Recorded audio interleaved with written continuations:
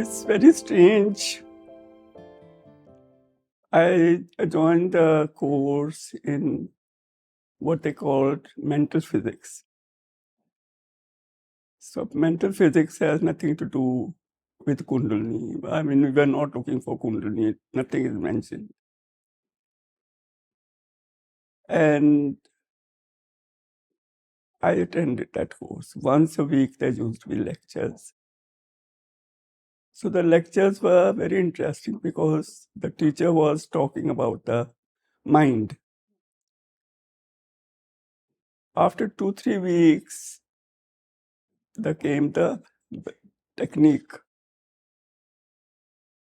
that to understand this better, there is a technique. So that technique was to do with the breaths.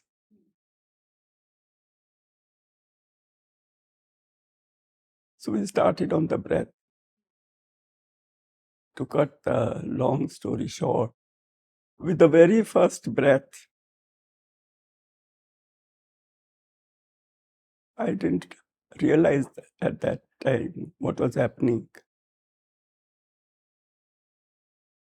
2-3 weeks passed doing that breath, and then I noticed that my eyes are closed. Somehow they close when I do the breaths. But I'm seeing everywhere, up, down, back, front. It was quite fascinating. It became very interesting. And then I started drawing simultaneously. I must have missed quite a bit. It kept on as the breaths kept going. More visualizing started happening and happening and happening. So it became a fun game, sort of. Till I started questioning myself. How is it I'm seeing back, down, up, everywhere? What's happening? Didn't relate it to the breaths. But I don't know. It was happening when I was doing the breaths. So I showed my rough pad to the teacher. Yeah, I don't know what's happening, but I'm seeing like this. So he just flipped through. He says, okay, carry on. So no explanation was given. So I went on with it.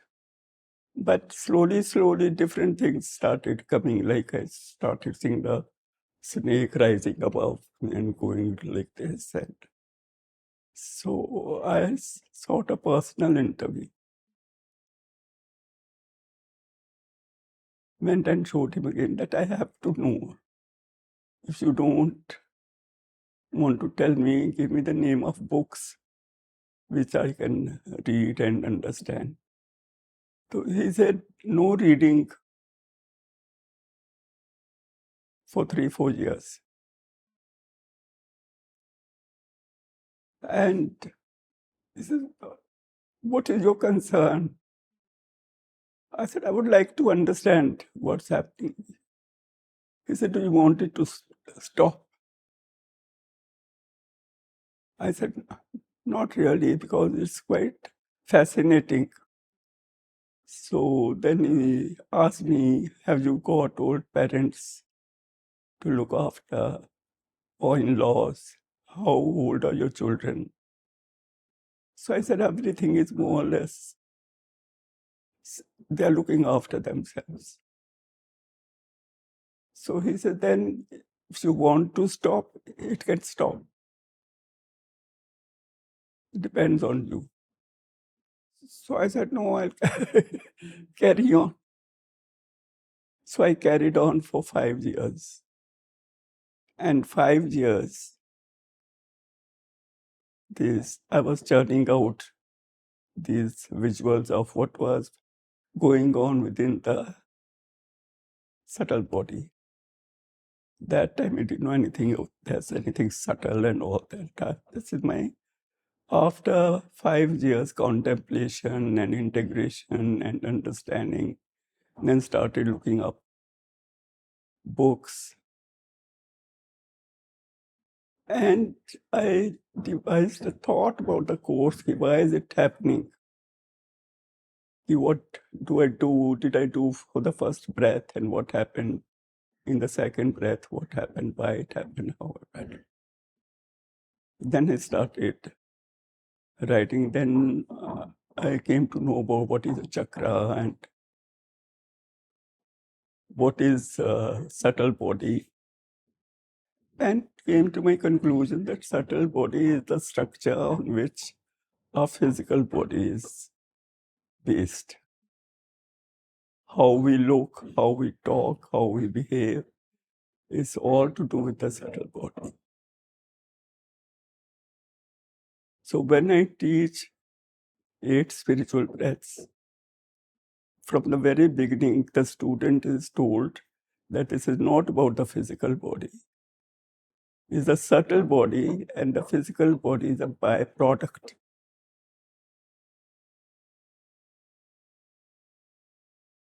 So what is the subtle body?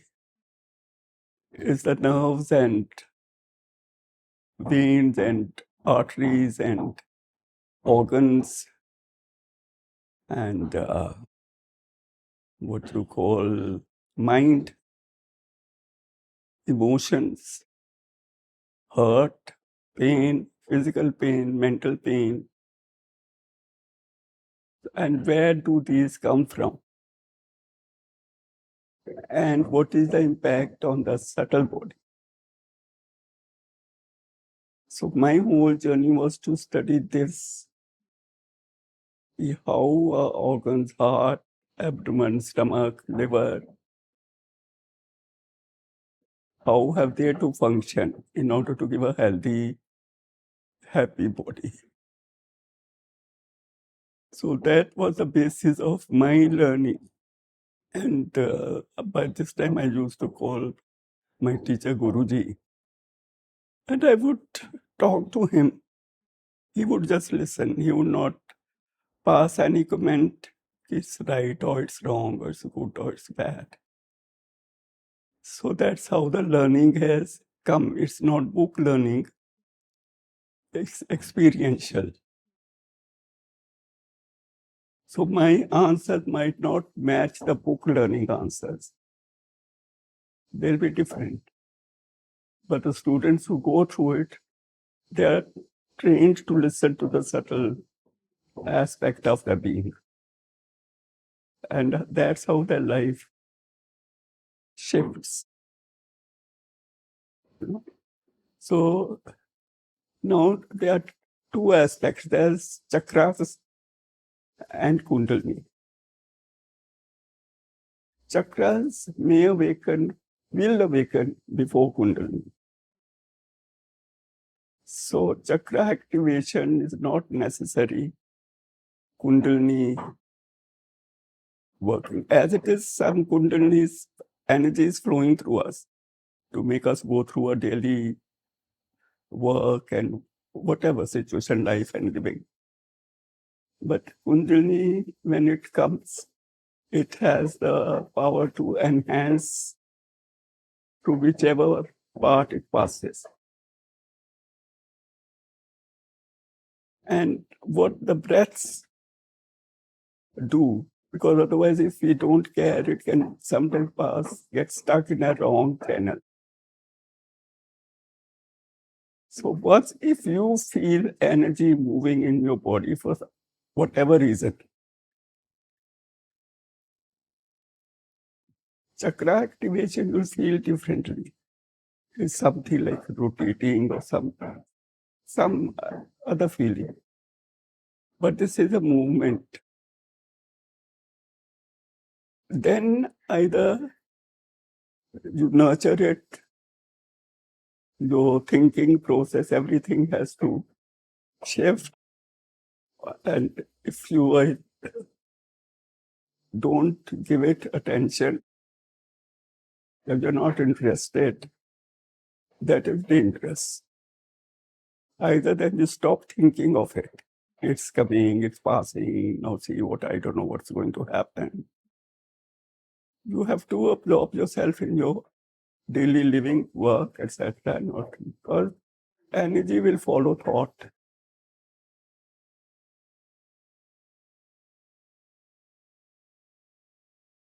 So if you're fearing anything, it will accentuate that thought. Depends in which chakra it is got stuck, unknown to you. So it's very important. Then be careful because it can lead to mental disorder. But now these doctors and psychiatrists are becoming aware all this schizophrenia and all that. Just it needs right direction or thought or whatever.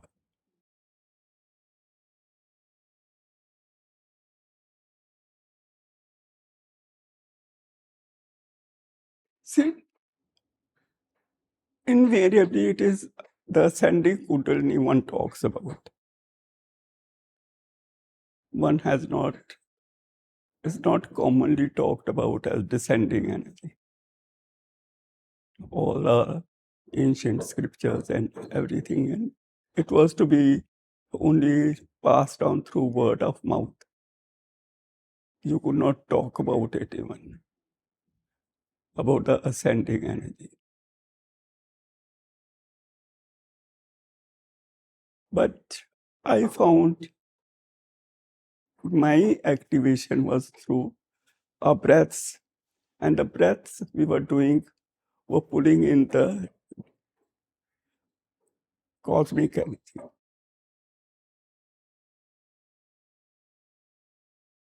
sun energy, and pranic energy. Prana is not breath, it's a electricity. Like I can feel it like a thin wire, and it is liquid, but it's electric. So when we are doing the breath, taking a deep breath in,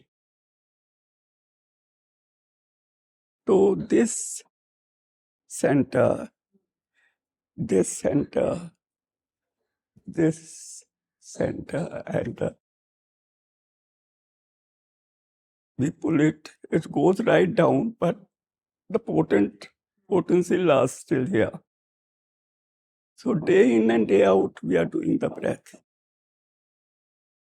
So the first 4-5 breaths, they activate, purifies your brain, all the toxins of thoughts and which are blocking.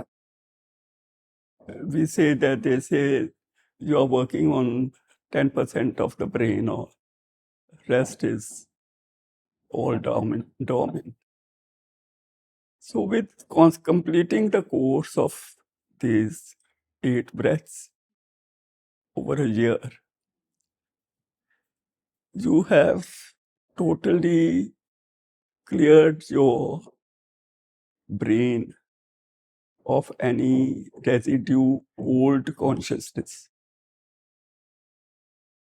You are, with each breath, you are bringing new consciousness. So your intellect has somewhat being now able to discriminate about whether one is being right or wrong, or how can one change one's thinking. This side by side lectures by the teacher are going on. So in the first 4 breaths, 5 breaths, quite a thing of knowing that there's a difference in the way I feel, there's a difference. I talk to people. There's a certain shifts start happening. So having managed, understood this, life is happier. I'm not thinking negative all the time. This is another way of looking at it. Then we touch the ascending energy. Because we live and die in Manipur, Swadhisthana, and Muladhara. We don't cross.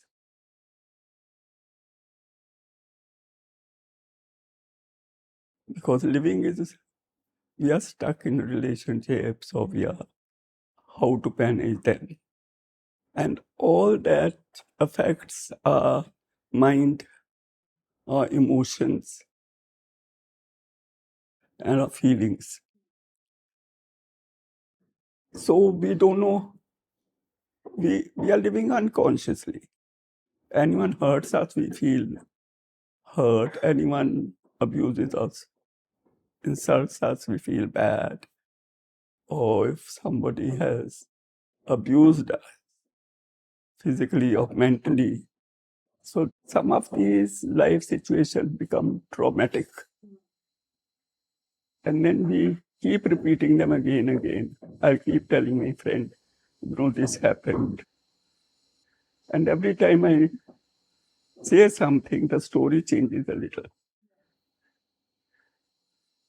So this goes on over lifetimes.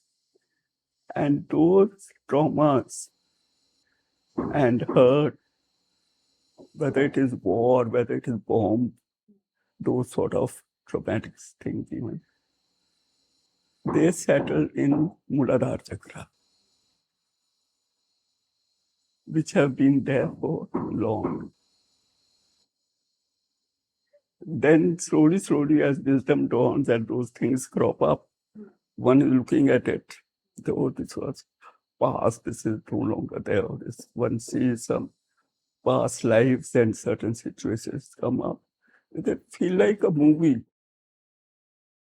You don't get involved with them. So I found all this very interesting,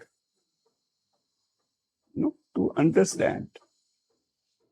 When people say that you got an entity comes to your head. What entity? It's a thought form which has got congealed and out of shape. It's unrecognizable. People feel scared. I don't know what we are seeing monsters in the meditation, or it's very unnerving. But when in the process of talking and explaining people something, this happens. So what is more important is thought. Your energy will follow thought. It does not reason whether it is doing for the good or for the bad.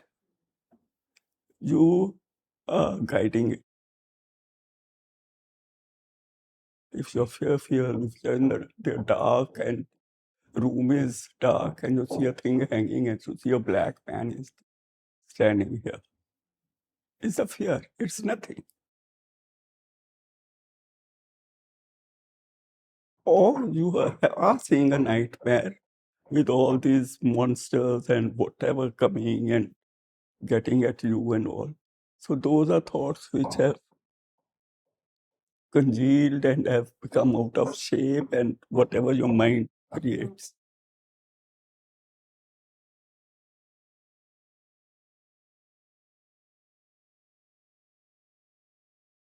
The techniques are designed that way. I mean, everyone doesn't, while they're doing it, they're not thinking about descending energy. They're just doing the technique. I have given a lot of thought to it so that I have very few students, 30, 40, 50, something like that. But As if say, I'm not just saying this is a chakra, om, vom, rom, yom. What does each chakra contain? How it gets activated? Because I didn't get any explanation, I had to look for myself. I'm giving the people, spoon feeding them, so that it's faster, the evolution. Their lives get better, their family life gets better, their career get better. You know, like some people come, they say that their wife is extrovert while husband is introvert. So how to handle it and make a go of it. So all these issues, when we have activated our Gyan chakra or intellect, when these situations arise, the person is prepared. It's a thought form and it has to be discarded. That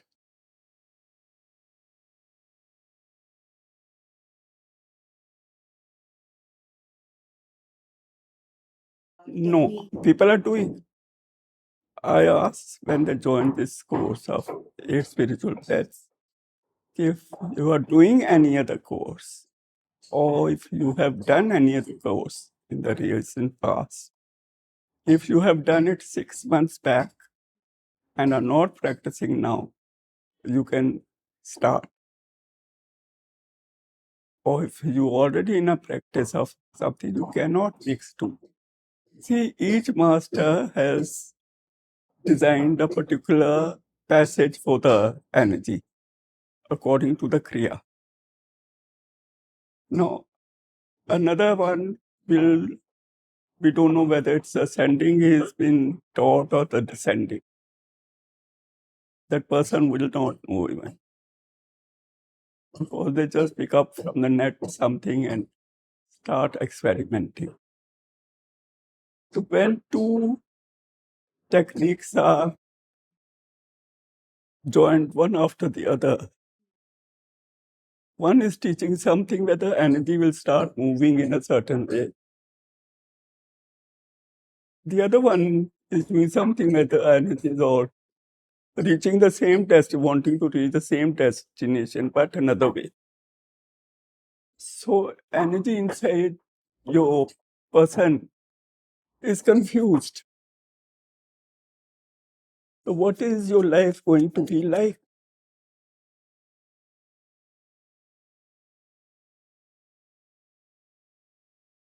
So I have seen with my Guruji's guru, I used to visit him, and one day I saw one family came with their son, married boy with family. And they were telling Baba, your son was a good family person, but suddenly everything's gone berserk for him. So, I mean, I don't know if Baba was able to do anything, but in my consciousness, I felt it can't. He is either done something which is not suiting him, or he is mixing something else with the technique which is taking two different directions. Then it becomes very difficult. At least I would not be able to try to inform them. I will not be able to help you because I know what my Kriya does. So it's very dangerous, I feel.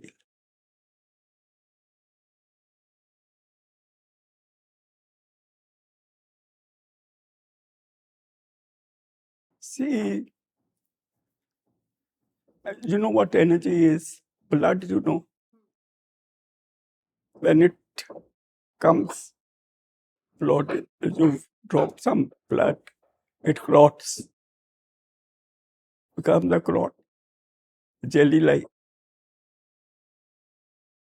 So etheric energy is electric.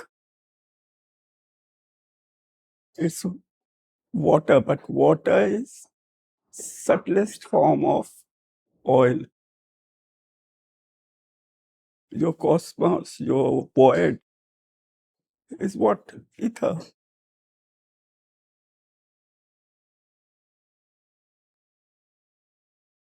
We are taking oil out of the ocean and then purifying it or whatever, processing it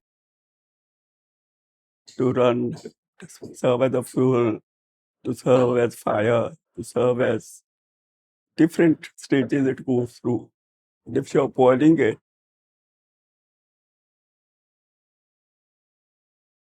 it becomes vapor, goes on becoming subtler. Then that subtle ether we are bringing back into our body with the breath, which is oil, which when it gets into the system as water, 80% water our body is, then the sun comes in to give that fire and electricity and make it liquid fire. Simply I'm explaining. And that blood is flowing into as blood in the nervous system. But basically it is water. You see? So like one girl who was doing the breath, she said, my sister and family is saying when they touch me, they get electric shock. Because it gets electrified. When the sun energy enters it, that water element, there's something that's all in my those journals, how the blood gets activated. So how the cleansing happens. See, with our thoughts,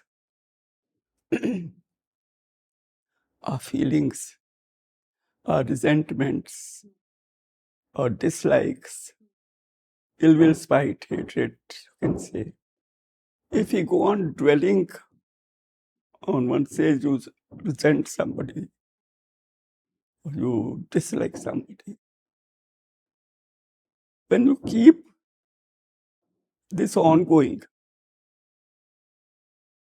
so your like which is when your emotions are hurt is the moon energy. You're emotional. See, you'll have to learn about the whole body system, Ida, Pingla, this, that. So the blood is flowing through different areas, through the heart, through the liver, through this thing. So whichever emotion it is related to, in that nadi, the blood starts clotting. And when it clots jelly-like, energy will not flow through it. And over time, that part is not getting blood supply in the body. And dis-ease can set in, which can become disease. So depending on which, it is, Ida is known as the feminine channel, moon channel. And Pingla is known as the sun channel. So the sun channel flows in the left and Ida turns in the right. So now we are living our life through left side,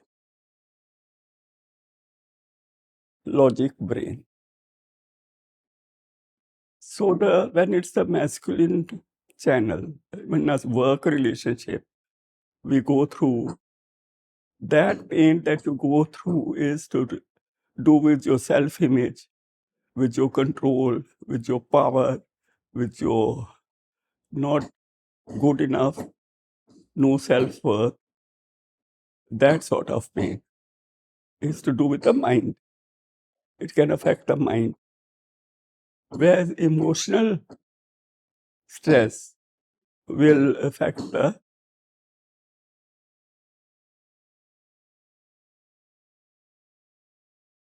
your digestive system, your heart, your fluttering in the stomach, all that. Disrupt everything. It's very important. That's why it's very important when you're joining any course. First, you should find out whether person is experienced, self-experienced, or is it book knowledge? Isn't it?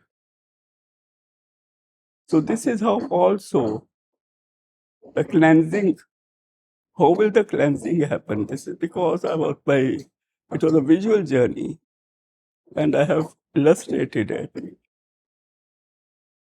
Most of what I was carrying, trauma or maybe through relationships or whatever, was in the Manipur, stored in the Manipur chakra.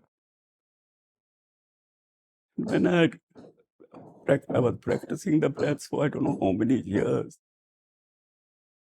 So as my relationships resolved, evolved, and understanding happens that it's all as is, one has to take black liquid tar like the toxins of those relationships moved out. It's gone, and I don't know if you've seen the book.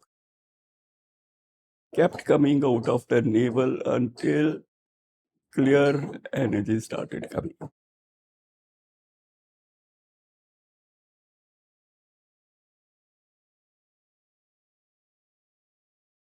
So those are, I would say, past memories. In some situation where one is very relaxed or something, or just sitting, a groove in the brain opens up. That memory bubble, it will come out. So at that time, you have to let go. Don't dwell on it. What is it? Kya hai? Kyun aaya hai? If it's not happened in your existing life, just let it pass. Not to get involved. That's what we do when we sit for meditation, silent meditation. Because the mind, this which is blocked, is stored data from your beginning of your life. The traumatic fear written and all that. So we say that, everybody says, but Guruji, we sit, so many thoughts come. I said, your thoughts, mind is thought. Your right brain is also full of thoughts. When you sit quietly, thoughts will come. Plus, as we are doing a technique every day, that's why I insist that for 1 year you have to do the breaths. Otherwise, you can hang in between. So these grooves, because we are bringing in fresh energy every day to clear our head of toxins, the grooves started opening and releasing those memories. And you have to let it pass. Some are good memories, some are bad memories. Good and bad both have to pass. Maybe you enjoy the good, but that's okay. You can't keep putting them back and making them more stronger. So silent meditation is, and this is what I feel in Advaita and Kundalini, that we are cleaning from the very beginning. You're told that this is going to work through your subtle body. And one can explain how it happens, like I'm explaining to you. But in Advaita, I feel the same thing what the master is talking.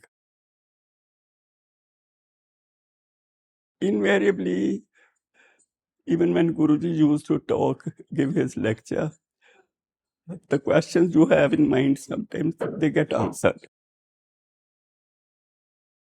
See? So that is through talking. That is the Advaita way. And that's how people then keep thinking about this is a better way of seeing it. There are always two ways of looking at a thing. So that you are cleaning this way, but then in that case you have to be in the regular presence of the Guru whenever possible.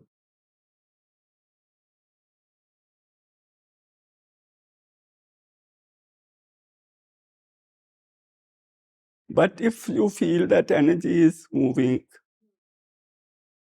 then either you should ignore it completely, not to think that it's moving,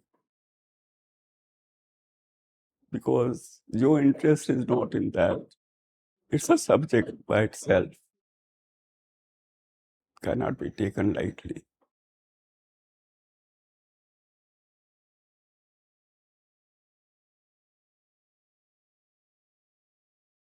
That is memory only. Past samskaras are memory only. You see parts of your life.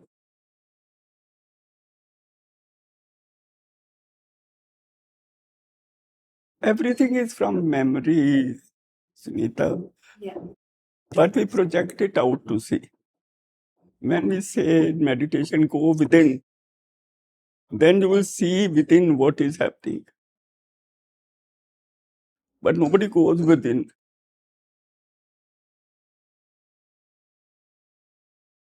I mean, it has become, oh, I saw this, I saw this. I said, it's not in the air. It is happening within you. They feel good, they are seeing, but they are not using their mind. They are projecting something. It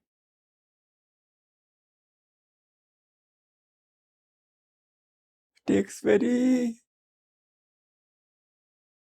I don't know, but it's nice when students start getting, life, understanding life.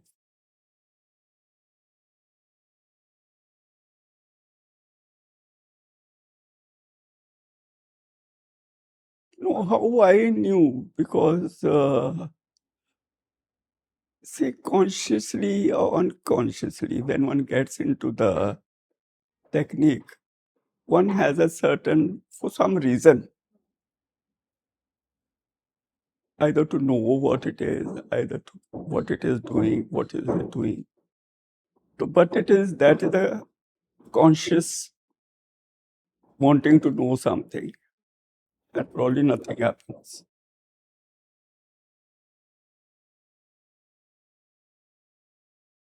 Now, my conscious question was also, who am I? That was the basic. Where have I come from? Where am I going? So, because maybe I have lived so many lives or something, and it has all becomes boring at the end of it. What is this? Getting born and getting die and get born again and get die. So in our course, there's one affirmation which says, I bring a thing from memory long, long ago, far, far away, but perfectly present in my mind before me. So I said, I don't know what memory you're going to bring, but I would like the memory of who am I, where have I come from, where am I going? And it was like fun. Forgot about it. But now that we have done a spiritual evolution course based on these visuals, which were at random, some memory would open up sometimes to connect. I didn't know, it seemed random to me. But while working towards what does all this mean, it fell into place. First, the subtle body has to be cleansed to give what you want. You know? Then this knowledge has to come. How creation happened first in the cosmic and how it manifested in the earth. I was only talking about human evolution. I mean, uske pehle to, because all those instincts, animalistic, instinctive things we are born with. The first Sahasrara chakra for an animal is our Muladhara chakra. So we bring in all tendencies of the animal stored within us.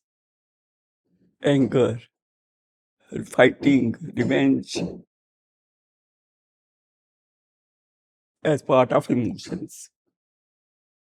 So we keep carrying forward sanskaras, different sanskaras of different species you can see also. So it's very interesting. And the whole thing lies on energy follows thought. You just have to keep it in mind, and then we are the creators of our life. There's no future. Every day you can create your future.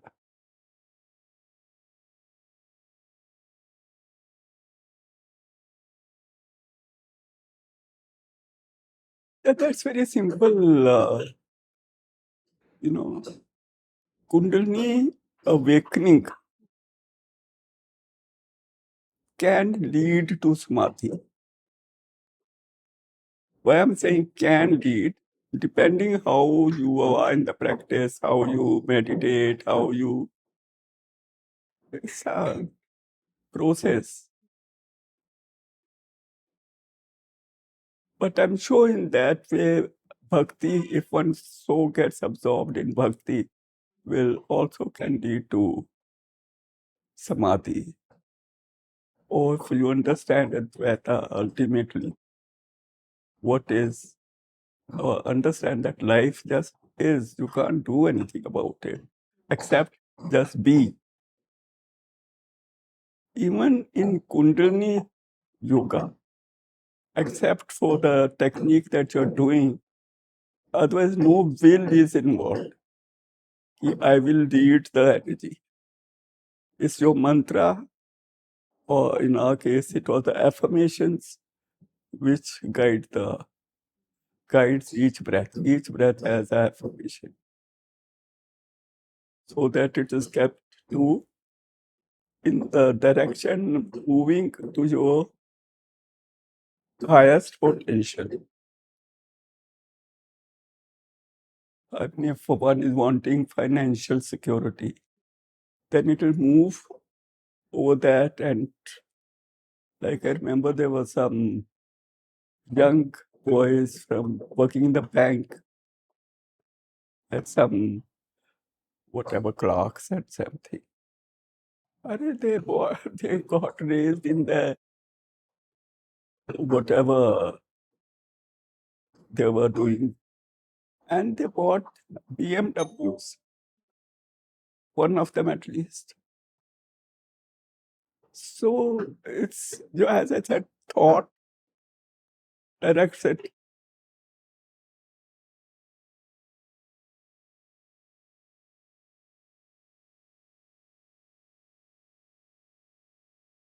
My visualizing stopped once I got the answer. Where I came from, where I'm going, and where am I going? Who am I? My answer ultimately was, I just am.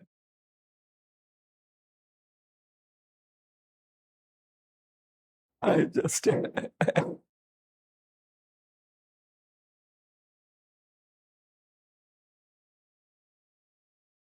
Then you do because then your own evolution begins.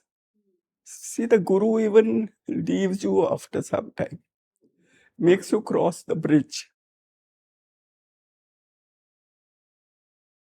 Till this I can help you.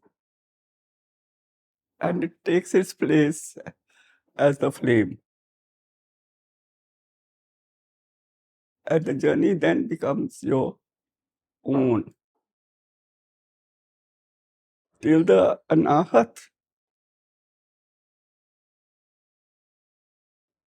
see, there's a lot to know. There's the Atma, then Atma gives birth to itself, to the Jiva-Atma. So the journeys of the Jiva-Atma to go through all the hell and problems and issues take so many lifetimes. And then when it comes at the heart center, it's tested there even. Ill will, spite, hatred, judgment, all those issues. After the Jivatma has collected that, it meets the Atma. So then the journey starts of the Atma.